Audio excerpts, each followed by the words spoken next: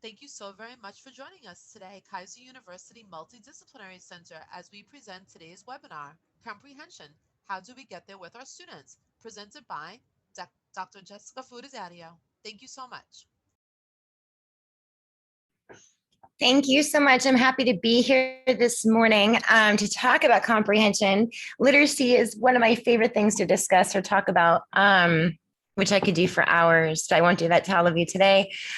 Today we are focusing on comprehension. Just a little background on myself, just in case you haven't been to any of my other webinars. I am a professor here at Kaiser University. I teach in the doctoral program for educational leadership, curriculum and instruction in IDT. I also teach in the master's program too for education. So my experience prior to that was with a school district where I was a classroom teacher. From there, I then was trained at Ohio State University for the literacy collaborative, which would be like your balanced literacy. So it's that idea of the merge between whole language and phonics, systematic phonics instruction, and how we kind of bring those together to create harmony or balance in a sense. So that's kind of where my background is when it comes to literacy. So from that, though, I then became a literacy specialist, a literacy coach, and I coached teachers. I would go into their classrooms, observe them, and then we would sit and debrief about different ways we can meet the needs of our students. Comprehension is one thing that is probably the most important thing that we can really try to focus in on. And I'll explain that in a second as we go through this presentation. But I was excited that this was something that I could talk about with all of you in hopes that maybe I'll be able to help in your classrooms, even through this type of webinar. So that's kind of my background. I also consult for school districts, helping in middle school through high school, special education students and teachers in the area of literacy. So I help them with, different type of assessments, as well as just different ways to help in this area of reading and writing. So that's me in a nutshell, I guess. But okay, so let's go ahead and begin. So today's webinar, we are going to talk about the 5 pillars of reading, which are really important to be aware of. As teachers, you probably are already aware of these, but it's always good to be reminded. So the 5 pillars of reading are phonics, phonemic awareness, fluency, vocabulary, and comprehension. And if you're noticing that any of your students are struggling in any of these 5 pillars, obviously this is the webinar to come to, because the idea here is that all of those pillars interconnect in order to help students comprehend text, okay? But we're going to talk about a few different ways of thinking about comprehension in today's webinar. The Florida Department of Education, they do, and I've said this, I think, in almost every one of my webinars, but they do a beautiful job on the website of promoting literacy or reading specifically within the state, but also within, what's happening at home, and really trying to get us to embrace this idea of literacy, especially given the fact that, in order to be successful out in the world, we need to be literate. We need to make sure that we're capable of understanding things so we don't get taken advantage of, right? So that way we do get a job and we understand what that job entails, and we understand how to communicate with other people. So all of those things are so important, and they're all part of literacy. So, and then also, I'm just going to take this a step further in saying every teacher is a teacher of reading. Every teacher is a teacher of reading. So I don't care if you're teaching science, math, whatever it might be, you are a teacher of reading. And why is that? Well, first of all, if you're having them do any type of reading at all, any type of writing, any type of communication, presenting, anything, you are a teacher of reading. And with all of that being said, what is our big purpose of doing any of the things that we do? It's to help students learn. And in that case, then learning is comprehension. So we have to help them to comprehend what it is we're teaching so they can take that with them out into the real world. So that really gives you a true purpose behind the power behind comprehension. That doesn't mean that the other 4 pillars of reading aren't important, but it means that we have an end goal, which is comprehension. So again, I don't care what you teach. I don't care what type of teacher you are. The idea honestly comes down to we want our students to comprehend and understand so they can take that out into the real world. Therefore, you're a teacher of reading. So objectives. The objectives for today, we're going to explore the definition of literacy. More so reading. This is really focused more on reading as compared to the other webinars I've done where it was really broad in literacy. This one's more so in reading. We're going to talk about the interconnectedness of the 5 pillars of reading. And we are going to look at some strategies that could help promote comprehension, thinking about the 5 pillars of literacy, one of which is comprehension itself. So again, phonics, phonemic awareness, comprehension, vocabulary, and fluency are the 5 pillars of reading. And this is, again, very important to understand because all of these pieces interconnect, like I just said. But the true definition of reading is quite simple. We read to make meaning. So then what does that mean? If we read to make meaning, so reading is meaning making, then comprehension is your number one goal of reading. We read to learn, we read to understand, we read to express our thoughts. We read to all of those things that we're doing. Our end goal is to make meaning, okay? And let me explain a little bit about what each one of these components embraces. Okay, so if there's the 5 pillars, we'll start with phonics. Phonics, and a lot of times with phonics too, if you are a big systematic phonics person, if that's like your philosophy that you believe that phonics is the first step into everything else, and there's nothing wrong with that thought, obviously. It's very philosophical in a sense because there's a lot of people that are very much systematic phonics is the way to go. That is how we teach students how to read. I wouldn't disagree with you, but I would probably say if our end goal is comprehension, then we can't do phonics without the piece of comprehension. And that might sound funny right now, but phonics is typically where we start with kiddos in a sense. Having them understand that there's letters, those letters make sounds. They can start to manipulate those sounds or the letters in order to create different type of sounds, and help them to understand just the written language in a sense through these letters, right? So phonics. And again, if you think back to yourself in kindergarten, and how you learned how to, or I guess we're first introduced to letters, maybe you had the letter people, I don't know, but there's different things that you can do to promote this idea of phonics. And this idea of these letters go together to make sounds, right? Which moves us into phonemic awareness, right? So it's the awareness that there are speech sounds.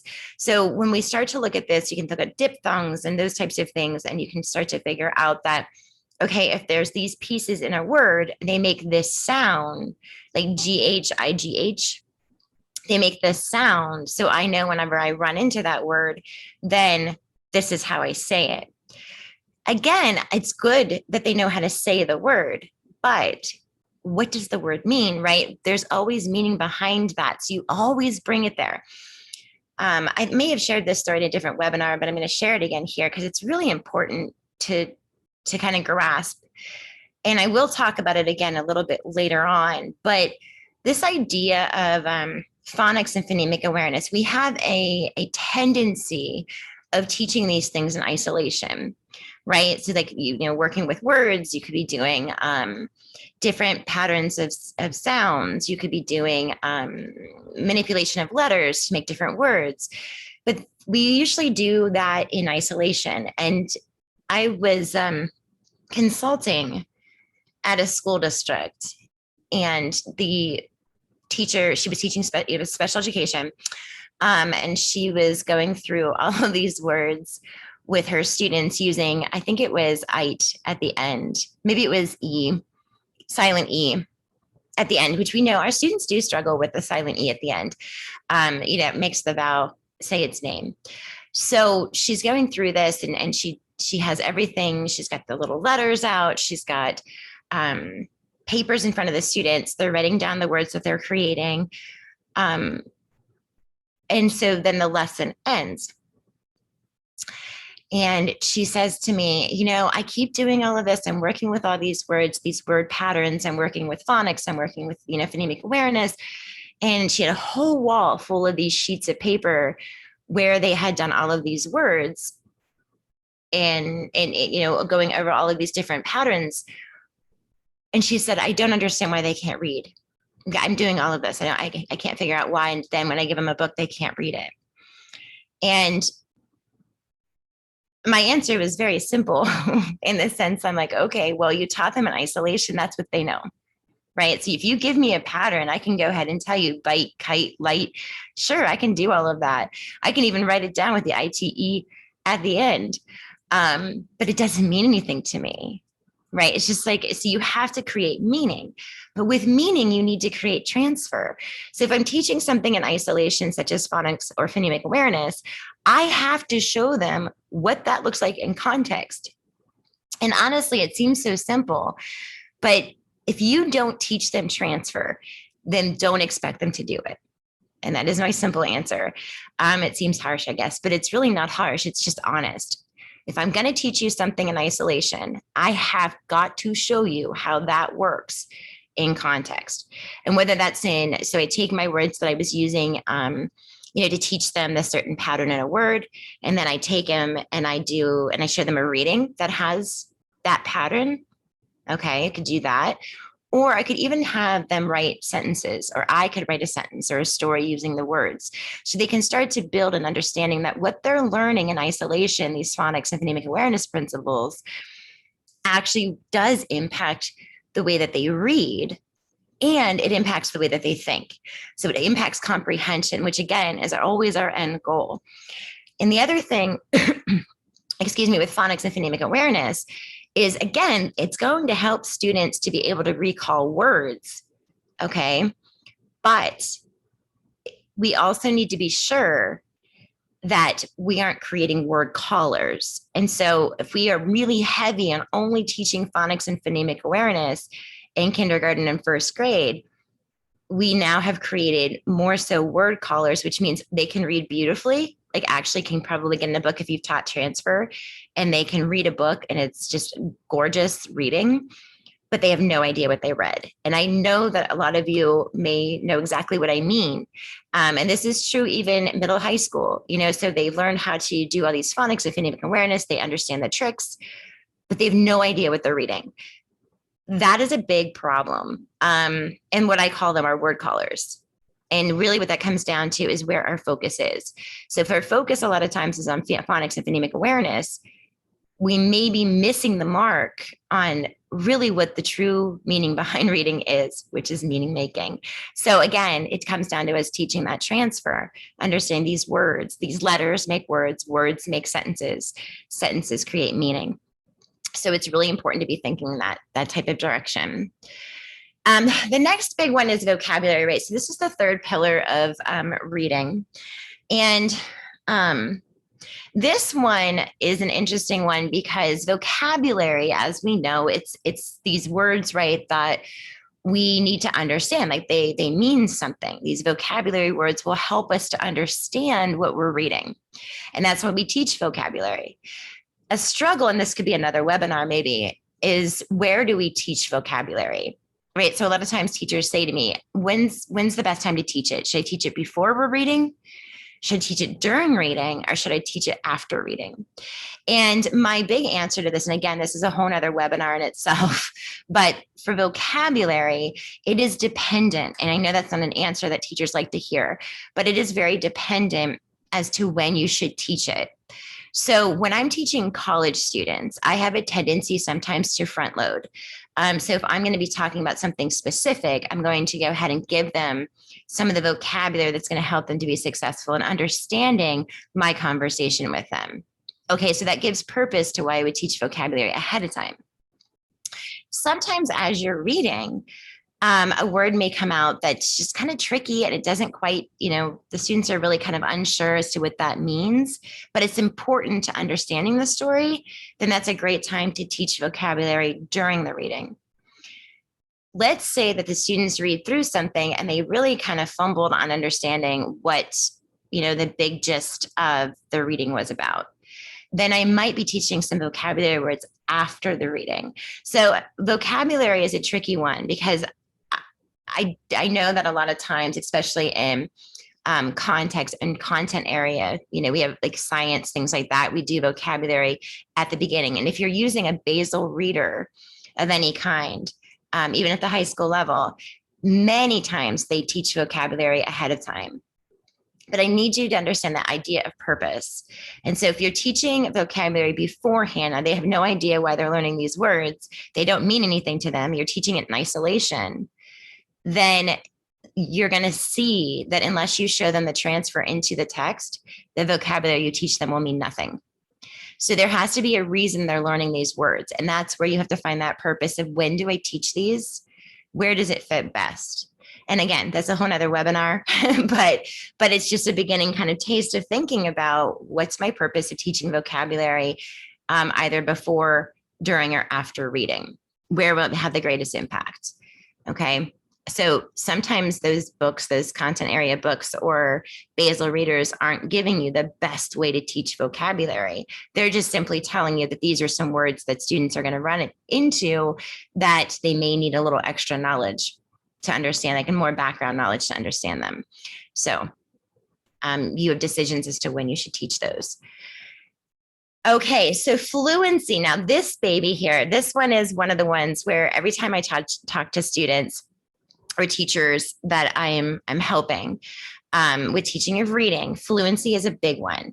And the reason I say this is we have a tendency as teachers, or as even if we're doing like progress monitoring, okay, we want to find something that's a little bit more cut and dry, so that way we actually have numbers or data that tells us whether or not students are moving forward. So I was sitting at another, it was an in-service for teachers, and they were all special education teachers, and they were telling me how they were using Read Naturally. Now, I am not going to say do or don't do a program. That's not what I'm doing. That's not why I'm here. But that's what they were using, was Read Naturally, and they were taking their progress monitoring through Read Naturally. And I don't know if you're familiar with Read Naturally. It's obviously in the high school. It's also at middle and elementary school too. It just depends on where you are in the program. But Read Naturally has gotten a little better since this meeting I had with these teachers, but they were using it to have students read for, I think it was a minute, to see how far they could get in the reading, right? So read for a minute, let's see how far they can get. And the goal was to try to get further the next time they read. So for a minute, right? Okay, so let me see if I can clear that up. So they timed the students for a minute to read a passage. And the hope was that they would read faster each time they read for that minute. And as a teacher, I just want you to think about that for a second. What's the problem with that? If reading is meaning making, if we are to read to make meaning, to understand something, please tell me then, why would it be a good idea to time a student to read a passage for a minute? And you may have answers, you may not, I don't know. But is there purpose? Maybe. But honestly, not really. And I remember the conversation that I had they were very upset with me because they were like, oh, this is what we do. And then we do look to see if there's any mistakes as they read, which would be called reading accuracy. That's whenever the students are reading something and they don't accurately say the word, but they keep going. So you look at reading accuracy, like how accurate are they in this reading? Now that's good, because we want to be sure that they're reading accurately, like they're saying the words they're supposed to. The problem, again, comes down to comprehension. So we're timing them to read something and they're saying all the words accurately. So maybe phonics, phonemic awareness are under control, but we have no idea if they know what they read because there's no comprehension. Now, comprehension questions have been added since then, but they're very kind of literal in a sense. And I'll talk about what that looks like in just a second, this idea of literal comprehension. So we are still kind of not getting to the point of what reading is. So fluency, it's important to understand what that really is as teachers.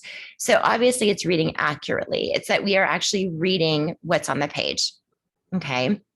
Rate is some of it, and rate is how fast you're reading it. I'm not a fast reader myself.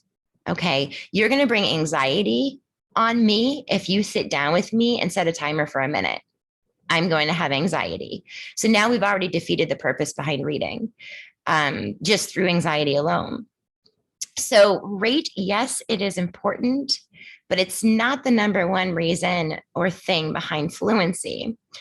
Reading accurately and intonation, right? So this idea that we're reading the way that the author wrote it. So we're reading what's on the page, but we're also reading it in the way the author wrote it, which means if there's a comma, should we just be sweeping through it so we can read fast in a minute? No, no, the answer is no. But we should, and this last one in the blue box, reading the way the author intended, that's what fluency is. I told teachers, I'm like, okay, that's fine that you don't agree with me on this reading rate, because I understand you have to progress monitor, but is there a better way to progress monitor that's not about rate? Right? So we're actually purposely teaching and assessing our students. So if we read the way the author intended, I said to the teachers, well, okay, what I'm going to do then is when you go and do a read aloud in your classroom, I'm going to come in and I want you to read that in a minute. And let's see how that goes over. It was then that they started to realize that rate wasn't what fluency truly was. Fluency is to read the way the author intended. So if there is a question mark, what should your voice do? If there's an exclamation point, what should your voice do? If there is a comma, you pause. You don't try to read through it just to go quickly. So although there may be a reason behind rate, so don't get me wrong, there is times when we want to kind of get the students to read a little faster, but always come back down to what is my purpose for doing what I'm doing? Fluency, yes, it can affect comprehension, but if we are asking students to read as quickly as they can, then you actually are doing a disservice to the student as well, because they don't have time to think about what the author is intending for them to think about. So it goes both ways. So if you think of fluency, think of it as, okay, a couple things. One is, does my student stutter? If the student is already stuttering just in speech, then how can we expect them to read perfectly fluent? Right? So there's a lot of variables there, but fluency will affect comprehension, whether it is that they're reading too quickly. And sometimes it can be if they're reading too slowly, which is why we see teachers work a lot with rate. But think of it more so, like I said, as intonation. Think of it as reading accurately and reading the way the author truly intended. Timing a student to read, like you see even in Dibbles. I don't know if you use that or not, but even that alone is not okay, because we are not really looking to see what our students understand from the reading. So again, this could be another webinar. Fluency is definitely one that I love to talk about, and I certainly love when there's an audience to talk about it with. All right, so the next thing here we have is comprehension, which is our final pillar. It's our final pillar, but it's actually the pillar that intertwines into all of these. Comprehension is the whole means behind reading. We know this, right? And it occurs when we realize, and I wrote this down here, that letters are letters. Those letters make sounds, right? So we're talking about phonics, which moves into phonemic awareness. And these letters and sounds, when they're put together, they create words, right? Words like vocabulary words. And all of that put together creates meaning. So when we're teaching our students, we're teaching them from the basic steps to get to the most important piece, which is to know that every single thing that they're learning when it comes to letters and sounds and words and stories and all of that beautiful stuff, all of it is for comprehension. It's all to make meaning. It's all to understand.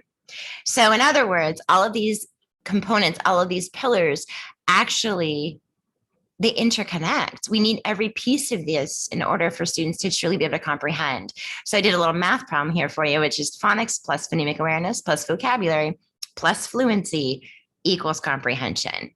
Okay, so it's important for us to be aware, like I said, of those 5 pillars, but to also know you can't teach each one of those in isolation. You have to bring them together to create meaning always. And if you keep that in the center of your mind as you're teaching students, you'll start to see an impact. They're going to start to see a purpose behind what they're learning. It's not just about, okay, there's a pattern in a word. Great. Now I can say the word. But that's important, obviously, but we want to take it further than that so they understand that that word is going to create meaning. So comprehension, let's get to the nitty gritty of what this truthfully is. This, my friends, I have shown you time and time again, actually, these past webinars I've done, because it's such an important diagram to the right here. So comprehension is to make meaning, as we already said, but it's about thinking within, beyond, and about the text. So as I was talking about read naturally earlier, and again, I am not for or against a program, but a lot of the comprehension questions you'll get with some of those programs are very literal. And what that means is it's more so it sits within the text. So we're not asking students to really think that hard. They can actually find the answer right there in the text, right? So we don't have to get them to infer or summarize or anything like that, because it's just right there in the text. All right. And is there anything wrong with that? Not necessarily. Another story. When I was coaching teachers, something that we were doing during our teacher classes with them, my teacher classes with them, is I was telling them, we really need to get students thinking deeper. So let's focus in our classrooms at kind of asking more questions that got students to think beyond the text, right? So to infer or predict what they think might happen and why. Make connections. How do you make connections to the character? What do you feel? So to really go a little deeper. And they did. They took this on, right? They were amazing. So they took this on, they went into their classrooms, and they began to really focus on prompting students with questions beyond the text. So what happened? Well, a couple weeks later, maybe even a month later, okay, I met with a group of students, and as I'm sitting there with them, they were beautifully talking about deep thinking and inferring and why they believed what they believed and what the text told them that helped them to believe that. But the weird part was I asked them a question that was within the text, right? Like something about just, okay, so the character said something, what made him say that? That's a question that's very within the text. They can go back into the text. They can find out, well, what made him say that? Oh, okay, the sentence before tells me. And they didn't know how to do that. So what happened? Well, because our focus went into beyond the text, we forgot about the importance of within the text. And so we had to now take a step backwards in our classrooms and go back within the text and talk to the students about that. So what I'm telling you is it's balance. It's about when you're teaching students comprehension, it's not just about thinking deeply all the time, but it also is to think literally too, right? And that's where you're going to see, so if I look at this diagram here, thinking within the text, we're looking at solving words, right? So phonics, phonemic awareness, word work, any of those things would fit here. Vocabulary even fits there. To monitor their own reading, right? So to know that that didn't make sense. It doesn't make sense. And so let me go back and reread that to see if I can make sense of it again. Searching for information. So what that would mean is to notice things like, does this make sense? Does this make sense? Is it visually connecting? That type of thing. To be able to summarize. So remembering certain things from the beginning to end. All right. The fluency, right? To have good rate, but also to be phrasing and pausing in your intonation and stressing where you need to, depending on punctuation, and then adjust, right? So ways to solve problems to fit purpose into the genre. So to know that I'm reading a fiction text, so I'm thinking characters, plot. Am I reading informational text? I'm thinking more so on the side of I'm going to gain something from this. I'm going to learn something new. So that's your within the text type of comprehension. Beyond the text, that's that part. I mean, that's my favorite part personally, but that's whenever we really get them thinking deeper. And so if we're going to go that way, then that's where we predict, make connections, synthesize, and infer. Now, the hardest one, not always, depends on the student, but is to think about the text. Okay, so that's a really in-depth type of comprehension that we ask of our students. Is it important in life? Yes, it 100% is. And here's why. So what we do is if we critique, we think critically about the text. If we analyze, we notice aspects of the writer's craft. And so analyzing and critiquing those two, what we would do is, okay, so now that we've gone through like thinking within the text, we thought beyond the text, now we do another read and we look at it from the author's perspective. And what that means is, why do you think he wrote the text the way he did? Meaning, why do you think he introduced this character here? Or why do you think this is bold? Why do you think that there's a heading here? What does the author want us to do? How has he set us up in our reading? That craft is super important for students to understand as they get out of school. And why is that? Because then they can start to understand that if they're going to read something, they look for certain things like text features to understand the way that the author set up that book. I know where to look now for the important information. That's true of fiction and nonfiction books, by the way. So this wheel of comprehension is actually super important, but it also helps teachers to think about strategic action. So another big thing, when I was a student at Ohio State, what they said to me is, so I was trained by, I was within the Fontes and Pinnell realm. Okay, so you can see it's very comprehensive literacy. But with that being said, this idea of strategic action, if we want students to move forward, and you can do that, you can make a shift in a student in a day. And you're probably like, nope, I've been trying for 5 years. I still can't get them to move forward because we're not thinking strategically. And so when you look at a student, you truly figure out what's happening with them as a reader. Where can I go in and how can I help shift them forward? We then look at this wheel and we think to ourselves, well, where is it that I really need to work in order to get them to the next step? And so this wheel of strategic action will help you as a teacher as you continue to teach comprehension to the students, with the mindset always that every single thing that you do is to create meaning, period. If you keep that as your focal point and then you help the students to realize that, then you go through strategic action, you will see shifts 100%. So I kind of already talked about the power of comprehension, but we'll repeat it. It's not only in reading and writing, but it's actually in everything around us, right? So it helps us connect and explain and understand the world around us. Again, we're talking about middle and high schoolers specifically for these webinars. It is so, I can't even tell you how critical it is that the students understand that reading is just a vehicle to understand what the real world is all about. And that's truth right there, because we teach them to read, right? To understand, to comprehend, to learn, to not be taken advantage of. All of those purposes that we teach reading will help them to connect with what's happening out in the real world, right? To understand the news and what's real and what's not, to know when they're at work, what's okay to get involved in, what's not. All of that is literacy. All of that is comprehension, like for us to understand something so we can continue to grow. And that's why we teach this. And that's why it's so powerful. Comprehension in reading is the comprehension in everything. So something to think about, which is just kind of an aside, to be honest, more than anything, but it's the routine of comprehension, or routine or comprehension. And what this means is there are times when students will seem as if they're comprehending something, but they really just have memorized something. You will see this even in the read naturally example I gave earlier. They're reading the same passage several times, but they memorize it. That's what happens, right? If you do something over and over again, you kind of memorize it. It becomes automatic to you. It's good and bad. It's good and bad. So please don't get me wrong on that. It's good and bad. But there's sometimes things that would cause us to believe that a student is comprehending better than they truthfully are.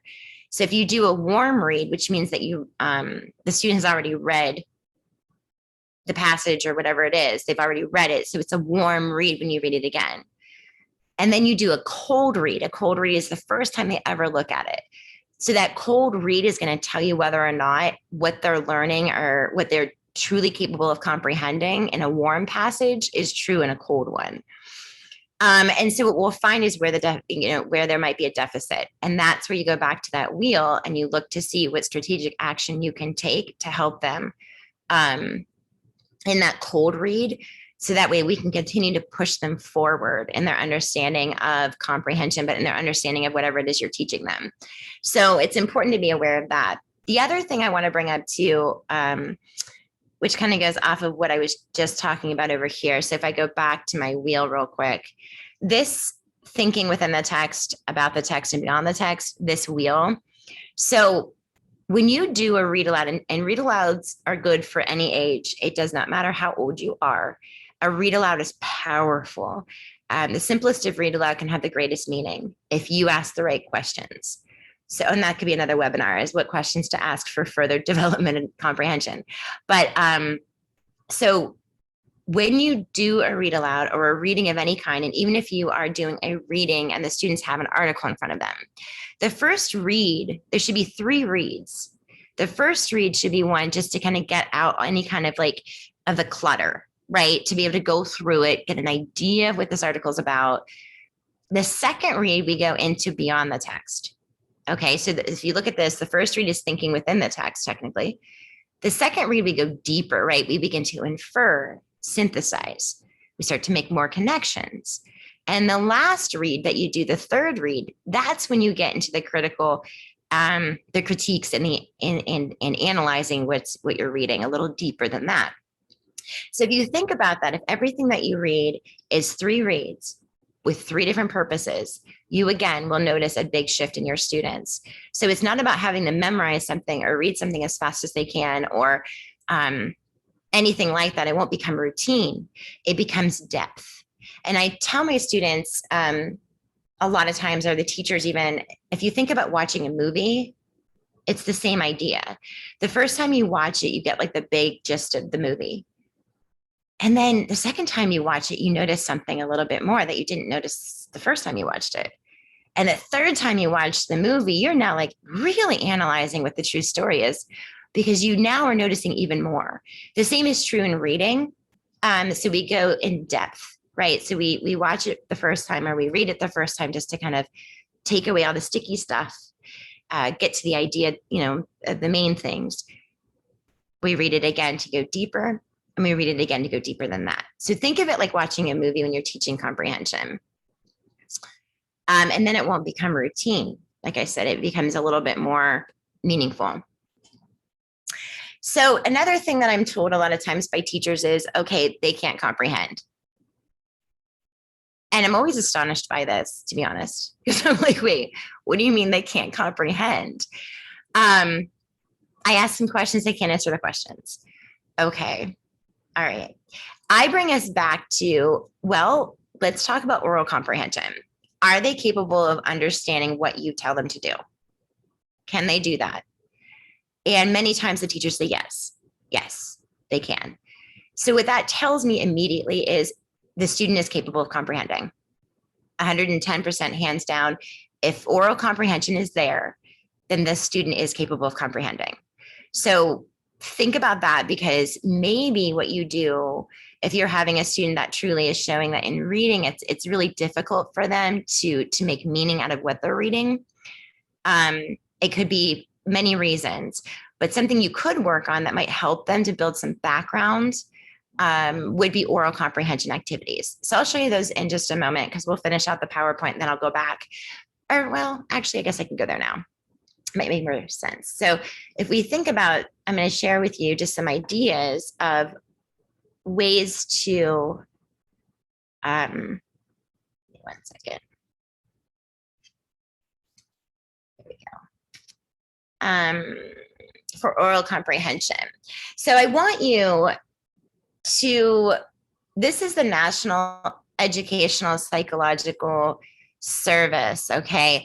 And this is an actual article. This is, and obviously on your PDF that you have in front of you, you can get this article so that way you can have it for yourself. It is primary 7 years plus, okay? So this is gonna take us up. But this is a great thing. And the idea here, there's 15 activities to help with language, okay? And to help with oral comprehension.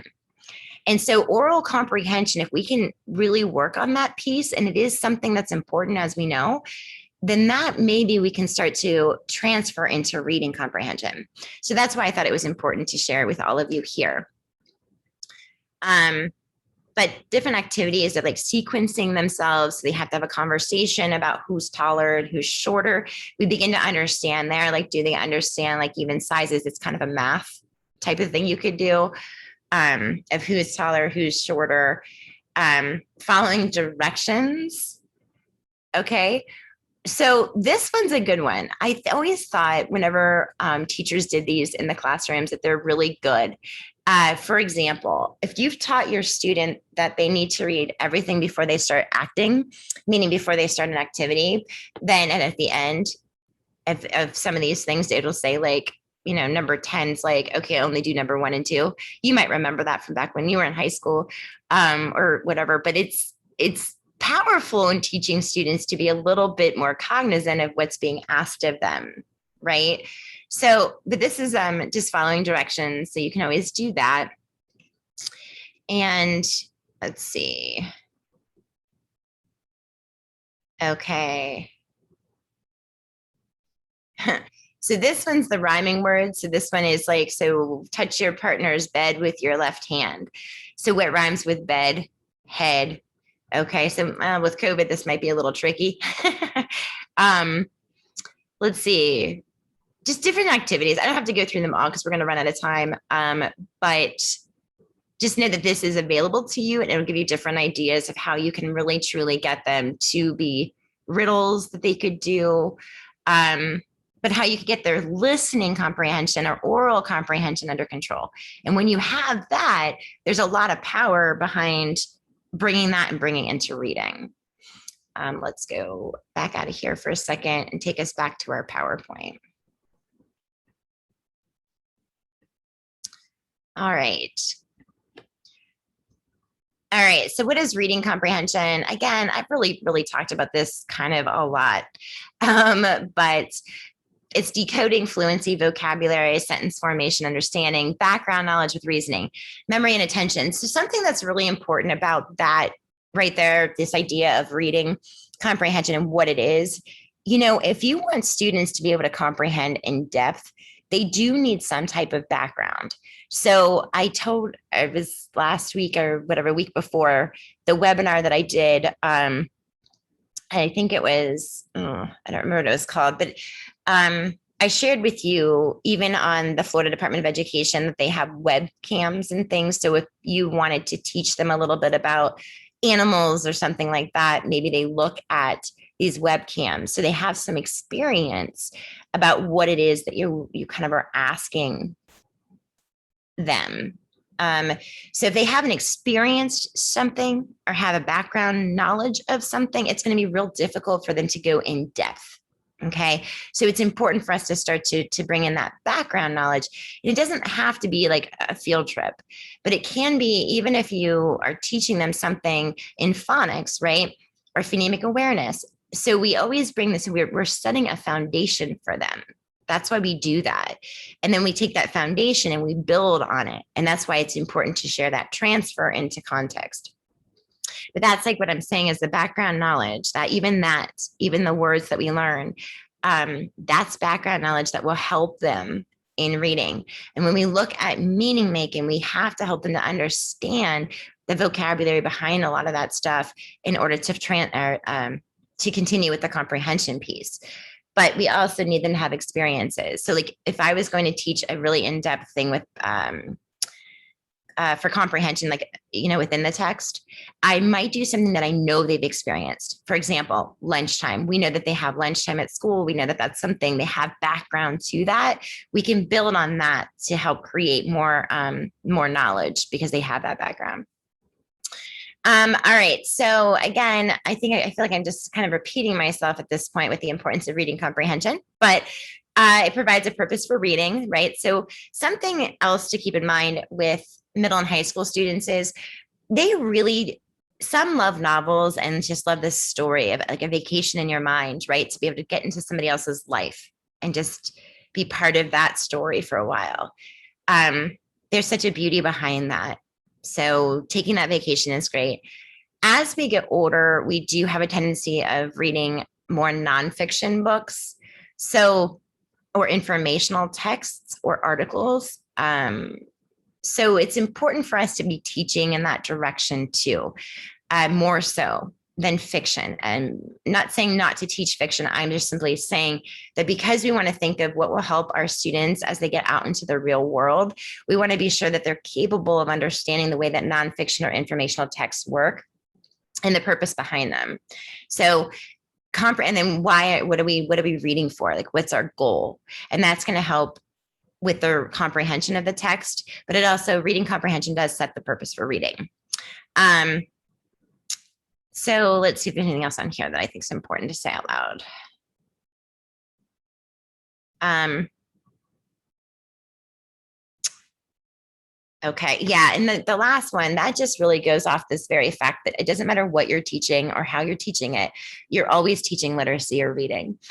So some things that you can do to help your students is think aloud. So a think aloud is kind of like that metacognitive way that we think while we read. So something that, again, another webinar that I do with teachers is I have you look at an article and I have you actually stop with the automaticity. We are so automatic in our reading that we forget the steps that helped us get to where we are as readers. So you need to slow down your process and find out, what do you do as a reader? Do you reread? Do you skip words? Do you read the way the author intends? What are you doing as a reader? What's happening in your brain? And so a really powerful strategy to use with students is think alouds. And what that is so you would sit in front of your students. You could even do a fishbowl. I've done this where I've had another teacher come in and we would sit in front of our students and we would actually have a conversation about text together. And the students would take notes on what we were doing. So if we were teaching them, how do you have a conversation with somebody else about a text? Then the other teacher and I would actually go through those motions and we would show them what that looks like. And afterwards, we would all debrief as a class of what that looks like and what they can do then to bring that into their own conversations about text. So it's metacognitive. We're really sharing with them what our brain is doing. That's what think alouds are. So there's the fishbowl, which is what I just shared with you. And then there's think alouds. So if there's something specific that you want students to get, like if you want them to infer, then show them what that looks like actually show that to them. And how, as you're reading, you might stop yourself and go, oh my gosh, I can infer here that probably this character did that because of this. Interesting. Let me read on to see if I'm right, even if it's a prediction. And like I said, have students take notes as you do that so they can kind of get a feel for, okay, so as I'm inferring, this is what I would do. And then this is the idea of this right here is more so scaffold. So it's just this idea of being able to say, I'm going to model this for them. I'm going to have them then work with partners and ask questions. And then I want them to reflect on it and try it on their own. So that's the idea of think aloud, but there's so much power behind a think aloud. The other thing I wanted to share with you is close reading. So you may have heard of this term. It's nothing new, to be honest with you. They just always change the names. But in this case, it's like read multiple times to uncover deeper meaning. So that 3 times is really important, right? So our first read is just to kind of get within the text. Second read's beyond the text. Third read's about the text, going back to that strategic action wheel I showed you earlier. Break apart the text into more manageable sections. So students that struggle as readers, if you give them a book or if you give them an article that's really long with really small writing, they're going to get overwhelmed. So we want to break it down. So like maybe they just read the first 2 paragraphs.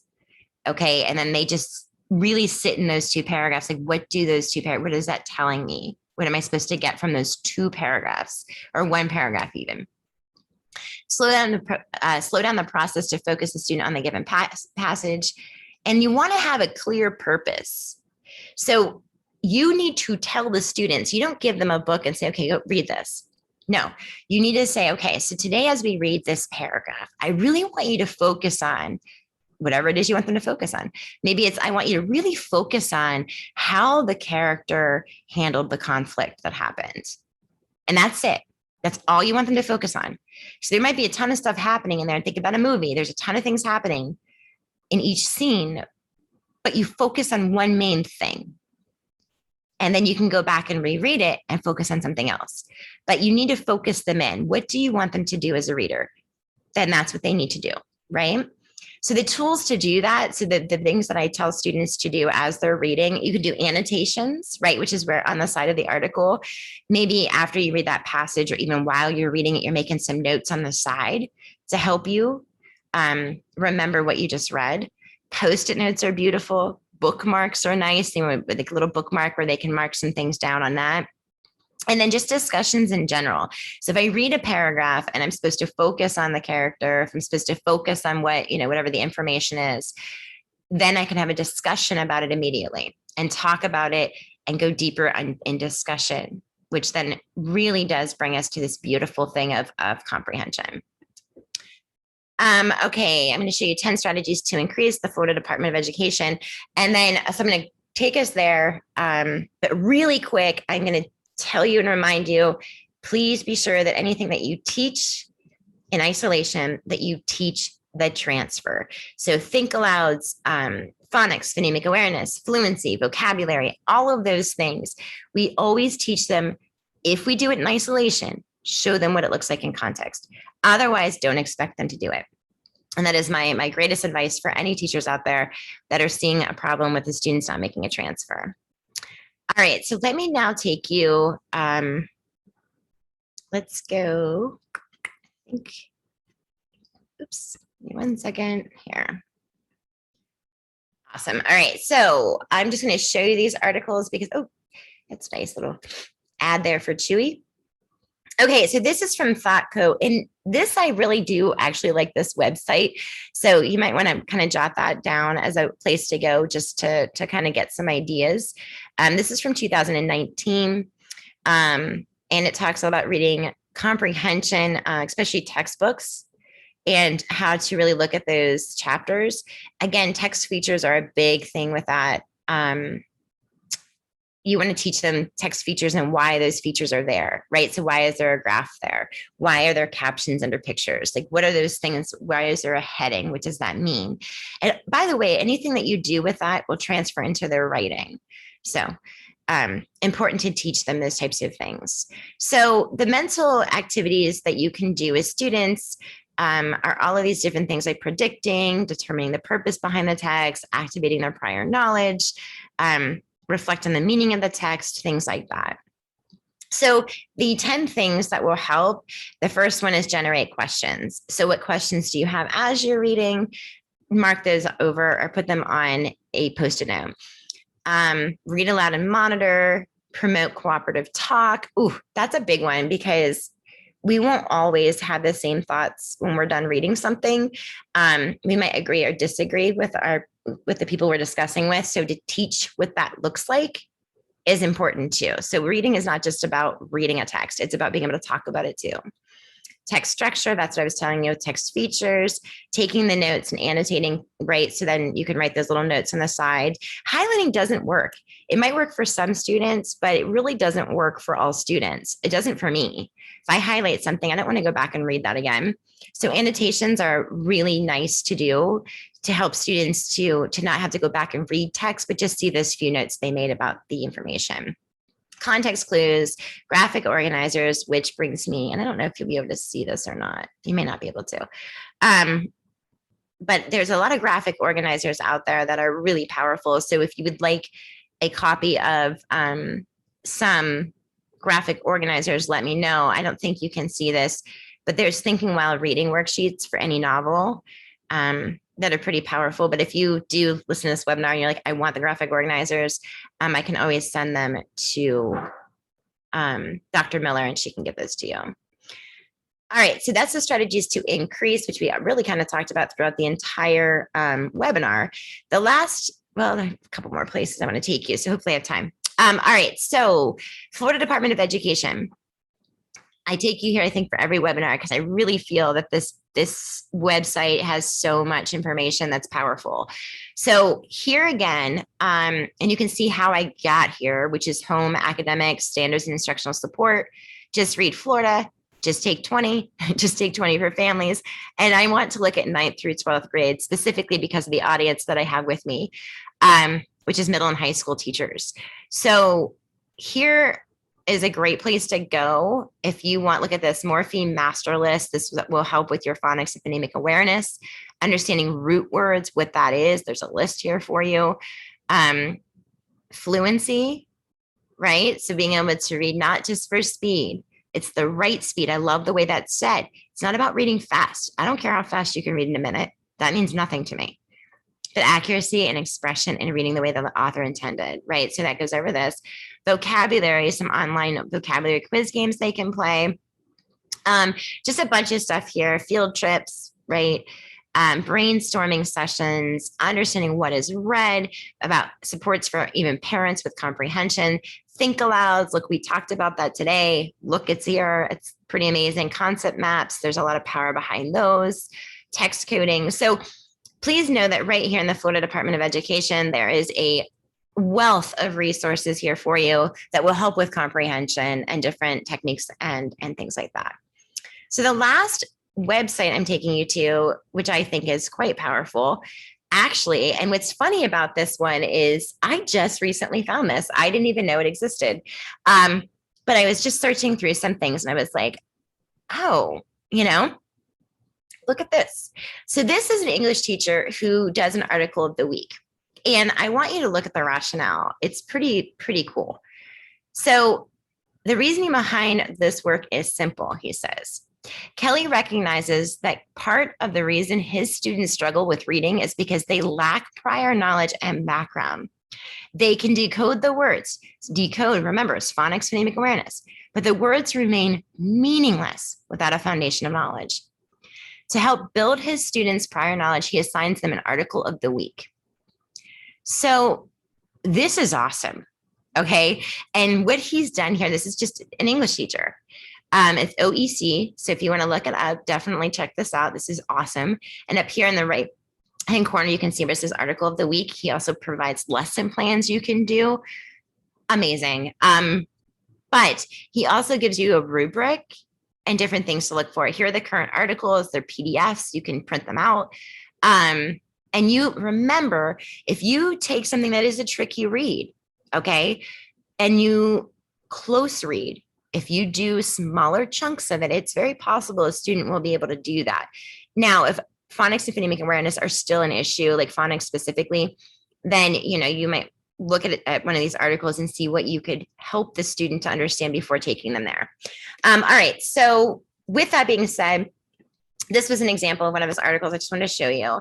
And you can see that he has bolded the vocabulary words like transparency. But I would have the students read the very first paragraph here. And what do you think this article is going to be about? And then what are we thinking about as we read this? And just go paragraph by paragraph. There's nothing wrong with that. You might even do a full read out loud of this article just so they get kind of a gist for it, and then dig deeper and think of the wheel to help you. So this was awesome. So again, I really thought this was powerful. OEC is the website. You can see class notes and everything here. So I am actually running out of time. This is shocking. Okay, so let me go back here. All right, so that kind of concludes everything, I guess. I feel like I kind of really sped through the end here, but there's plenty of room for other webinars on fluency and comprehension still that we can definitely get into, and certainly vocabulary and when to teach it. So lots of things that we need to learn about, but I'm hoping today that what you got from this is comprehension is the center of everything, right? So whatever we teach, whatever we do, always bring it back to meaning. Build a background, build a foundation, and bring everything back to meaning. Don't have students race to read something. It's obviously not going to help them be better readers. And make it purposeful. And I cannot express that enough. Make it purposeful for them, and focus them in when you're asking them to read something. Teach transfer. If I would do something in isolation, teaching what it looks like in context, it will help in their comprehension. Lastly, strategic action. Be strategic in what it is that you can help them with to move them to the next level. And that wheel will help with that. And that it concludes our presentation for tonight, or for today. And